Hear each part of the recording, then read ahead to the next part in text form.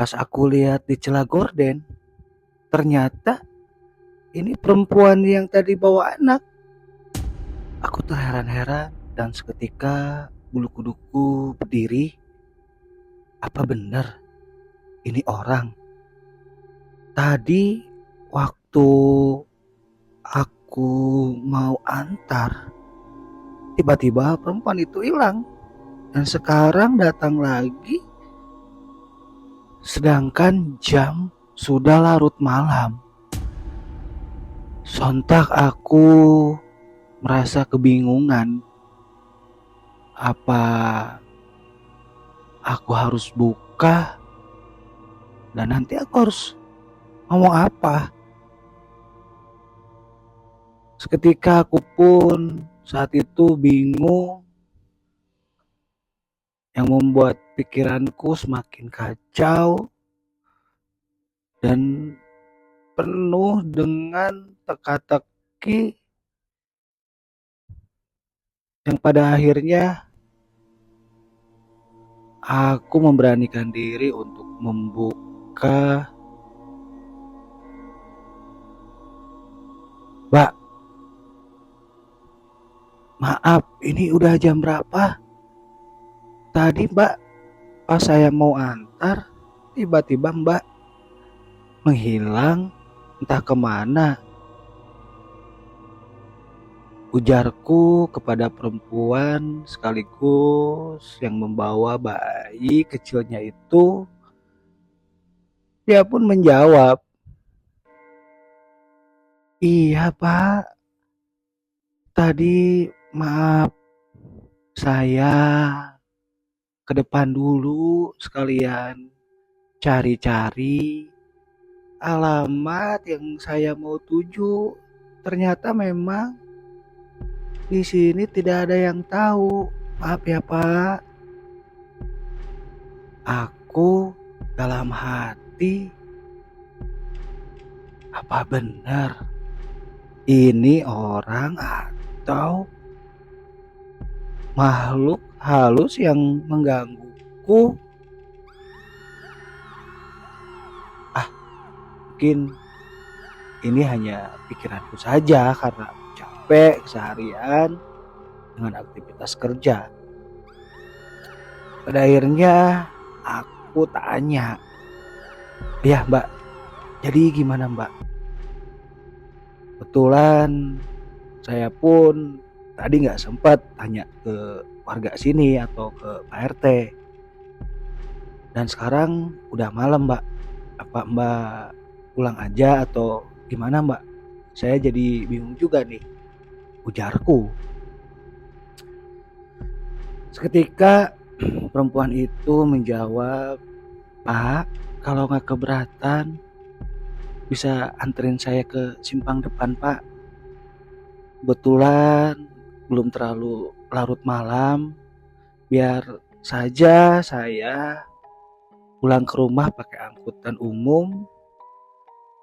Jam segini masih banyak kok Pak," sahut perempuan yang sambil menggendong anak. Dan herannya dalam hatiku, ini anak gak menangis, gak gerak-gerak gitu kan. Cuman aku pun takut gak sopan ya kalau banyak tanya atau melirik melihat lebih detail, karena ya sudahlah, bukan urusanku juga. Atau gini, Mbak, alamatnya rumah emang di mana? Biar saya anterin aja, karena ini udah malam. Khawatir saya Mbak, biarkan, gak usah ngerasa gak enak karena saya kebetulan mau sambil cari makan loh Mbak. Gimana? Ujarku kepada si perempuan yang menggendong bayi itu. Sentak perempuan ini menjawab dengan polosnya, "Boleh Pak, mudah-mudahan gak merepotkan. Alamatnya tidak terlalu jauh kok Pak." Oke, oke, jawabku. "Tunggu ya Mbak ya, jangan hilang lagi." Nih aku cuman bawa jaket doang sama helm. Singkat cerita, aku pun bergegas mengantarkan perempuan misterius ini yang notabene aku pun masih bingung apakah ini manusia atau makhluk halus yang memang menggangguku di kontrakan baru ini. Ya, entahlah. Aku pun membonceng perempuan itu, bergegas mengantarkan ke alamat yang tadi disampaikan. Sekali di motor, aku bertanya dan jawabannya singkat-singkat. Hanya jawaban iya, iya. Selain itu, tidak ada jawaban lagi. Singkat cerita, perempuan ini menepuk bahuku. Pak, di sini saja. Aku kaget karena sambil menjalankan motor, aku sedikit agak melamun. Oh, ya, baik Mbak. Sebelah sini ya. Ini memang ada pemukiman warga ya atau komplek? Tanyaku kepada si Mbak yang menggendong bayi ini.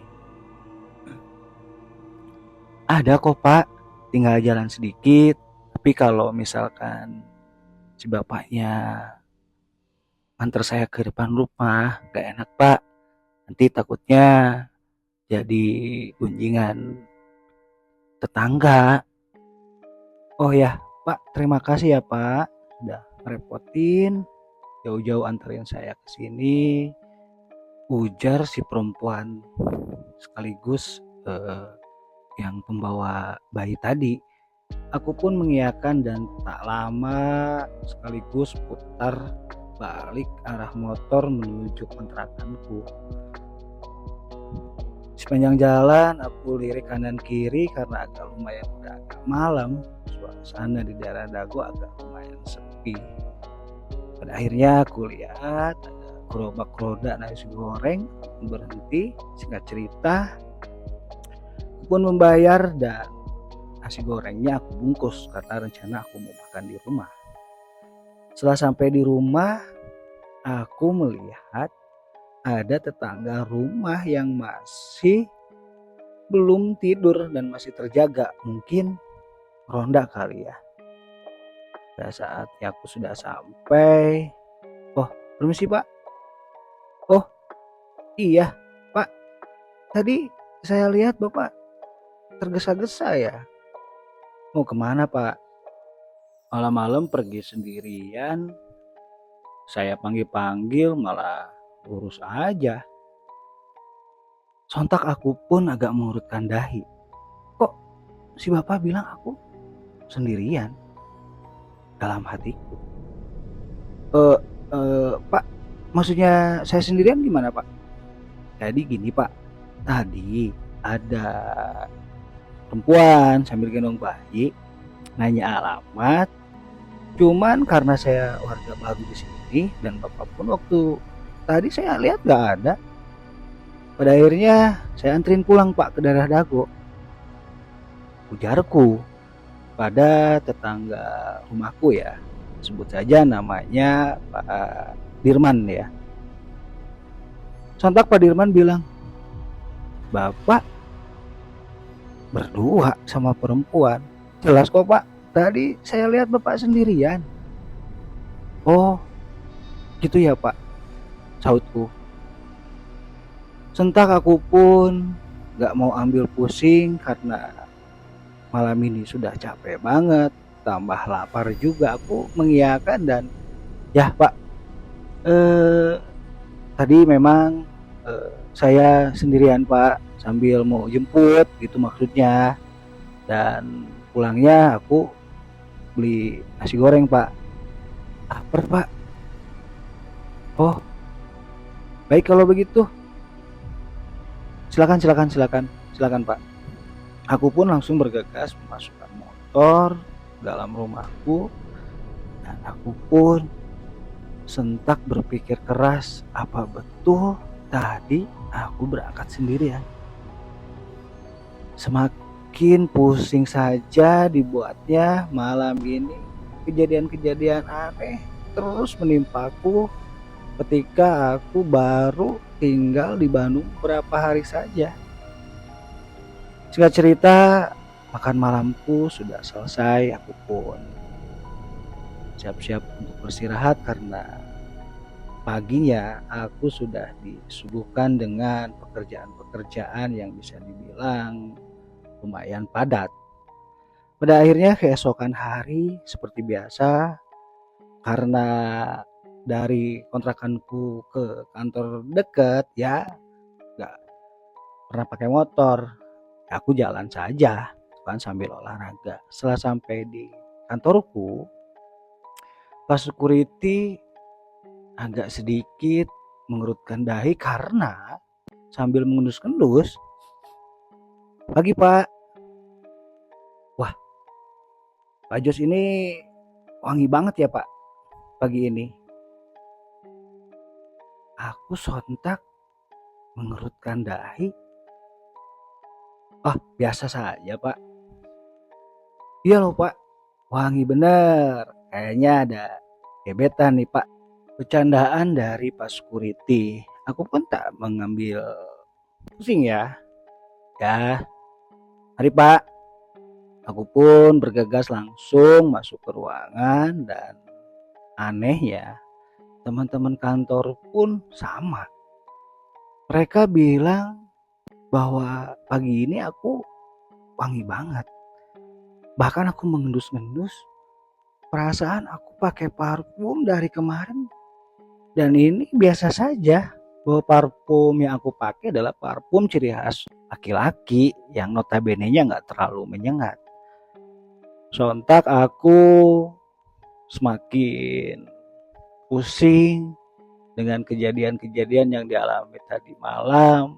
Bahkan pagi ini di kantorku, dari security sampai teman-temanku, timku yang di kantor, bahwa aku pakai parfum ciri khas perempuan.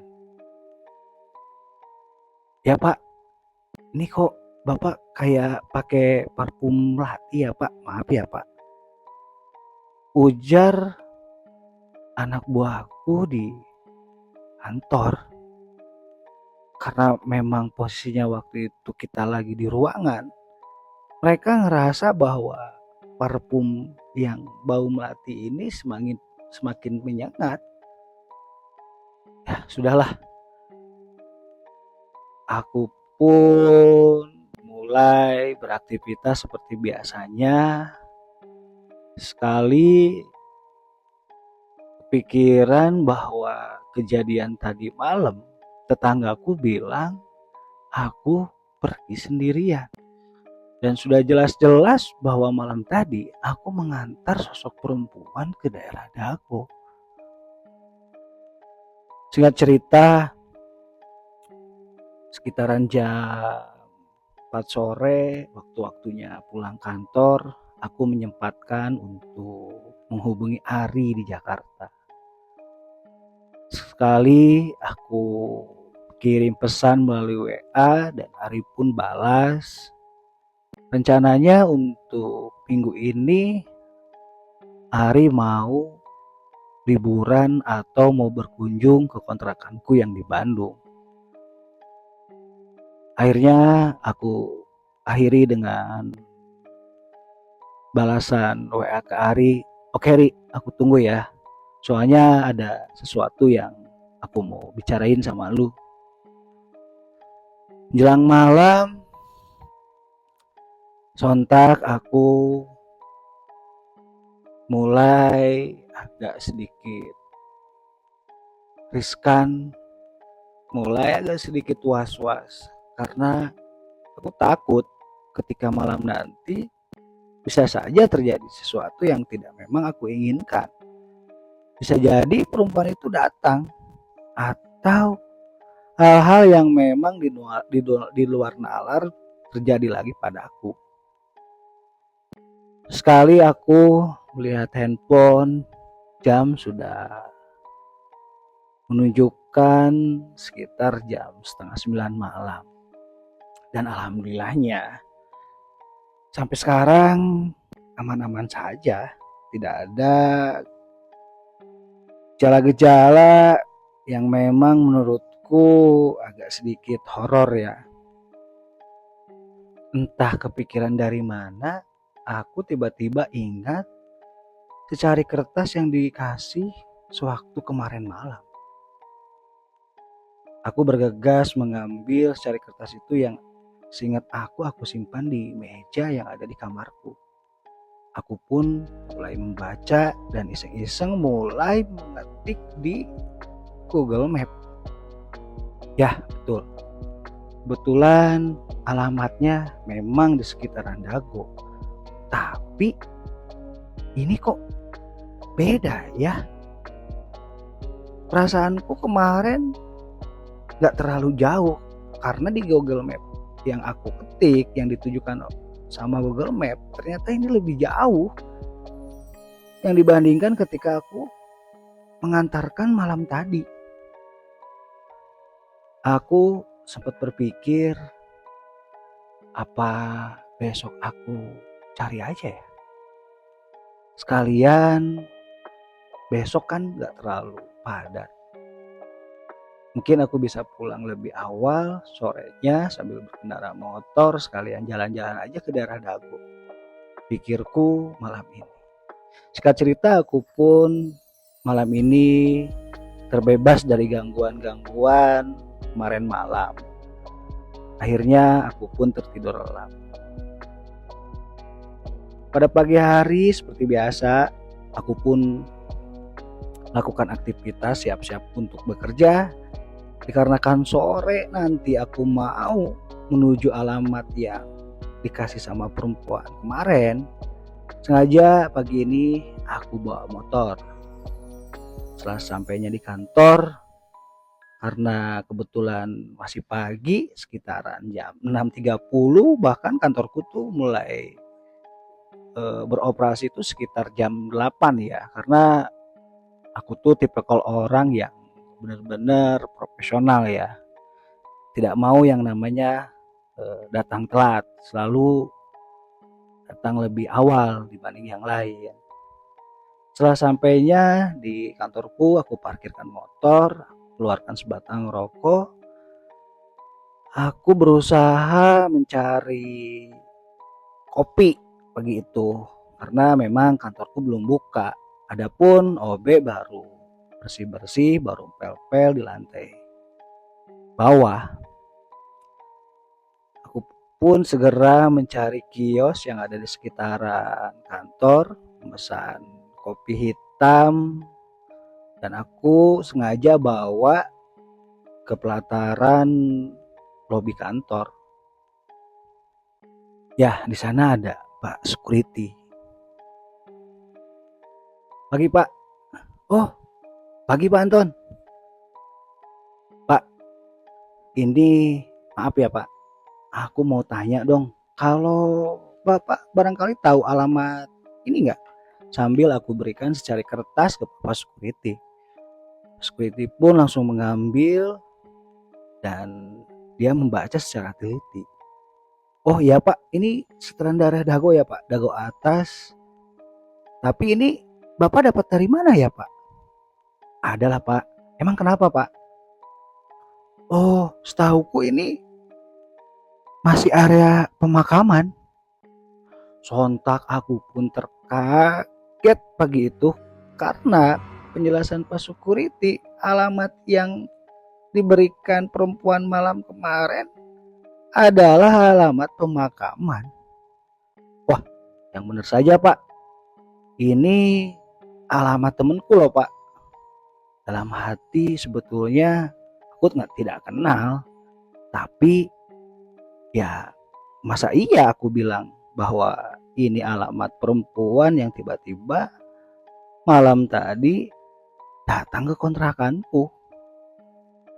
Ini Pak, gimana Pak kalau sore nanti atau Bapak nanti pulang jam berapa, Bapak bisa antar nggak ke alamat tujuan Pak, bareng sama saya Pak? Baik Pak Jos, nanti saya antar Pak. Terima kasih ya Pak ya. Sambil menghisap rokok dalam-dalam, aku aku pun sekali meminum kopi yang tadi aku pesan di kios. Aku semakin bertambah pusing memikirkan yang terjadi selama ini menimpaku. Singkat cerita, aku pun masuk ke ruangan dan pagi ini aku ngerasa badanku kurang enak badan. Tak kenapa. Padahal malam tadi aku tidur tidak terlalu malam. Singkat cerita, menjelang sore, Bapak security tiba-tiba mengetuk ruangan kantorku. Ya, silakan masuk Pak. Gimana Pak? Pak, maaf. Kayaknya sore nanti saya izin Pak, nggak bisa nganter Bapak. Karena tiba-tiba anak saya agak kurang enak badan Pak. Ini juga saya mau izin Pak. Tiba-tiba panas Pak, saya mau bawa ke klinik. Oh, baik-baik Pak. Tak apa Pak, prioritaskan dulu anak-anak. Ingat Bapak sekarang pulang dulu, bawa dulu Pak anaknya ke klinik. Pastikan Pak, jangan sampai nanti malah ada apa-apa. Silakan Pak. Terima kasih Pak. Saya pamit Pak Jos ya. Assalamualaikum. Waalaikumsalam. Aku tarik nafas dalam-dalam. Ini kenapa ya? Tiba-tiba ada aja security, ada halangan, tidak bisa mengantarku ke alamat tujuan yang diberikan sama perempuan misterius malam kemarin. Tapi aku bersikeras bahwa sore ini harus benar-benar tahu apa yang terjadi sebenarnya dan perempuan itu siapa. Karena ini bisa mengganggu kehidupanku. Dikarenakan Pak security nggak bisa antar, jadi aku pulang seperti biasanya sekitaran jam 5 sore. Dan rencananya nanti saja setelah maghrib baru aku jalan.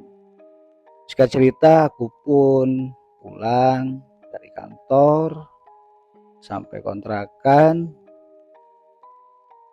Aktivitas seperti biasa setelah pulang aku rebahan memikirkan apa yang sudah aku alamin beberapa hari kebelakang ini. Sebetulnya aku tidak terlalu peduli, tapi selalu ada perasaan gelisah yang memikirkan sosok perempuan dan anak bayi yang waktu kemarin itu datang kepadaku. Singkat cerita, aku bergegas menuju alamat yang sudah aku ketik di Google Map. Pasnya waktu itu adalah sekitar jam 18.30. Setelah sholat maghrib, aku jalan. Waktu itu Bandung cerah, tidak ada hujan. Alhamdulillah, jadi perjalananku tidak terhambat. Selama di jalan, aku terus perhatikan arah map yang ada di handphone. Jalan tidak begitu macet karena kebetulan si mapnya itu mengarahkan ke daerah Dago tapi ke daerah pinggir. Dan entahlah ke daerah mana, aku pun tidak tahu, wajar saja karena aku pun masih baru. 20 menit sudah aku lewati sambil berkendara motor dan sesekali aku merhatikan arah map yang ada di handphoneku. Di map handphone ini jelas sekitar 10 menit lagi bahwa aku sampai ke tempat tujuan. Dan aku sedikit heran, apa ini jalannya ya? Atau memang karena waktu kemarin aku nganterin sudah larut malam, sehingga jalanan sepi banget. Beda dengan sekarang, jalanan masih rame. Ya entahlah, pada akhirnya sampailah di sebuah gapura, dan bodohnya aku tidak memperhatikan nama yang tercantum di gapura itu. Aku langsung masuk saja. Ketika masuk, kok ini seolah-olah kayak masuk ke daerah pemakaman. Loh. Tapi di pemakaman itu masih ada juga lalu lalang kendaraan sepeda motor. Karena mungkin masih sore ya, atau masih nggak terlalu malam. Aku pun terus jalan karena di Google Map ini menunjukkan sekitar 1 menit lagi sampai. Setelah sampai, aku ngerasa ada di posisi yang pas di tengah-tengah sekitaran pemakaman. Sontak aku pun kaget. Aku lirik kanan, lirik kiri, bahkan belakang, depan. Pada akhirnya aku tancap gas, putar balik. Setelah keluar dari gapura, ada beberapa kios-kios yang berjejer. Saya berhenti dan saya pun menanyakan, "Pak, permisi Pak. Maaf Pak, apa betul Pak ini alamat yang tertulis di sini Pak?" Saya menanyakan ke salah satu penjaga kios yang ada di samping gapura yang menjual sekitar kopi, rokok, ya jajanan-jajanan ringan lah ya. "Ya, betul Pak. Ini memang alamat daerah pemakaman sini Pak." Aku pun sontak kaget mendengar penjelasan dari si bapak kios. "Sebentar Pak, apa betul Pak ini daerah Dago?" "Wah, salah Pak.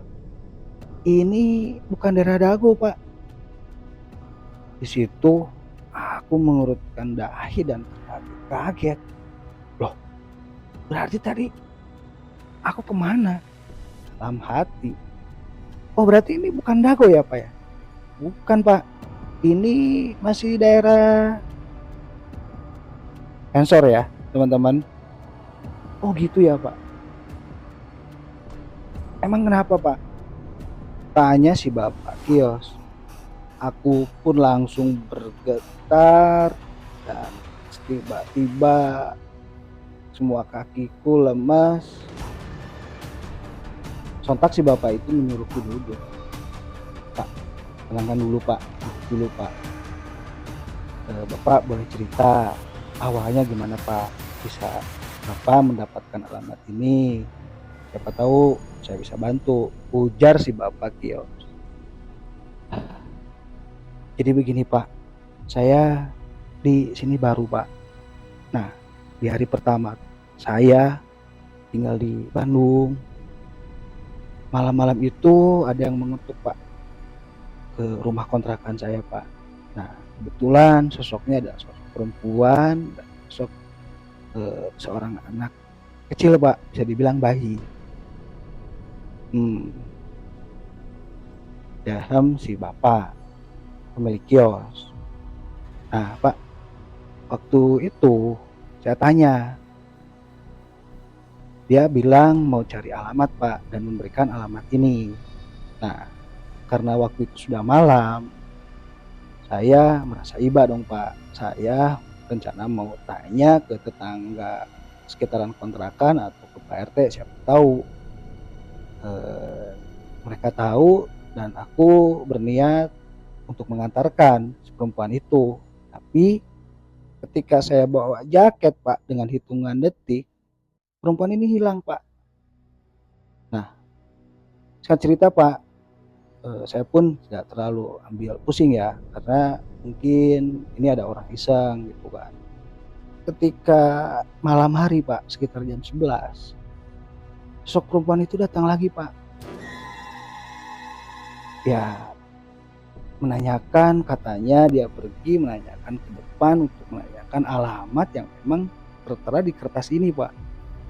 Pada akhirnya malam itu saya inisiatif, Pak, mengantarkan perempuan ini tapi ke daerah Dago, bukan ke sini, Pak. Baik, jadi begini, Pak. Setelah saya dengar penjelasan dari Bapak barusan, jadi Pak, mitosnya dulu ada sosok perempuan. Kebetulan perempuan ini meninggal ketika melahirkan, Pak. Rumor di luar sana, perempuan ini bisa dibilang korban dari laki hidung belang yang tidak bertanggung jawab. Gitu, Pak, cerita yang beredar di daerah sekitaran sini. Dan ini kejadian banyak, Pak, bukan hanya ke Bapak saja. Kebetulan saya di sini sudah beberapa tahun, sudah belasan tahun, banyak sekali yang mengalami seperti Bapak ini. Jadi Bapak sekarang mendingan pulang, Pak. Banyak-banyak berdoa, dan saya doakan juga supaya Bapak terlepas dari gangguan sosok perempuan dan bayinya itu, Pak. Dan mitosnya, Pak, perempuan itu warga sekitar sini memanggilnya dengan arwah Sari. Sontak aku pun terkaget mendengar penjelasan si Bapak Kios tadi. Tak habis pikir, kenapa saya? Ujarku dalam hati. Baik, Pak, terima kasih penjelasannya, Pak. Mudah-mudahan, Pak, ya, apa yang barusan Bapak bilang bahwa arwah Sari ini tidak mengganggu saya lagi, karena saya benar-benar takut, Pak. Jangan sampai tiap malam saya dihantui yang notabene-nya saya tidak tahu apa-apa. Betul, Pak. Ya, insya Allah, Pak. Bapak setelah pulang dari sini, Bapak doakan saja arwah Neng Sari, dan saya juga bantu di sini, Pak. Mudah-mudahan Bapak tidak diganggu lagi ya. Baik, Pak, terima kasih. Kalau begitu saya pamit pulang ya, Pak, ya. Terima kasih, Pak, penjelasannya. Aku segera bergegas kembali ke rumah kontrakanku. Di jalan aku benar-benar ngerasa mumet dan ngerasa benar-benar ini baru pertama kali dalam hidupku. Ya, jelas saja ini adalah gangguan dari makhluk astral atau makhluk di luar nalar yang memang notabene-nya yang baru aku alamin. Singkat cerita, aku pun sampai di kontrakanku. Aku pun bergegas ke kamar mandi bersih-bersih dan langsung menunaikan sholat isya, dan tidak lupa aku segera mendoakan arwah Sari dan anaknya. Alhamdulillah, hari-hariku selama di Bandung tidak pernah mengalami hal-hal mistis lagi. Aku melakukan aktivitas secara normal dan tidak terasa. Aku sudah lebih dari 1 tahun berada di Bandung, dan pada akhirnya aku pun mendapat informasi kalau aku ditugaskan lagi di perusahaan yang di Jakarta. Pengalaman ini benar-benar aku selalu ingat sampai sekarang dan dijadikan pelajaran. Dan sampai saat ini pun aku masih terheran-heran kenapa arwah Sari mendatangiku dan Entah apa tujuannya. Sudahlah, yang terpenting gangguan-gangguan itu sudah tidak datang lagi di kehidupanku.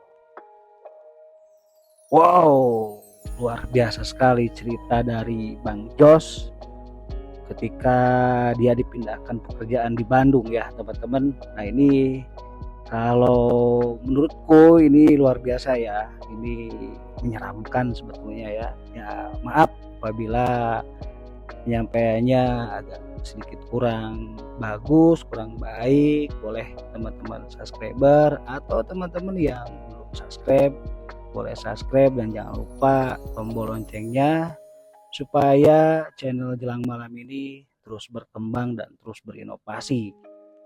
Teman-teman, sekali lagi saya ucapkan terima kasih. Oh ya, boleh buat teman-teman yang punya cerita pengalaman pribadi, boleh teman-teman tinggal kirim ke via WA ya. Nanti saya simpan di deskripsi ya. Sekian teman-teman, terima kasih buat teman-teman setia Jelang Malam. Wassalamualaikum warahmatullahi wabarakatuh.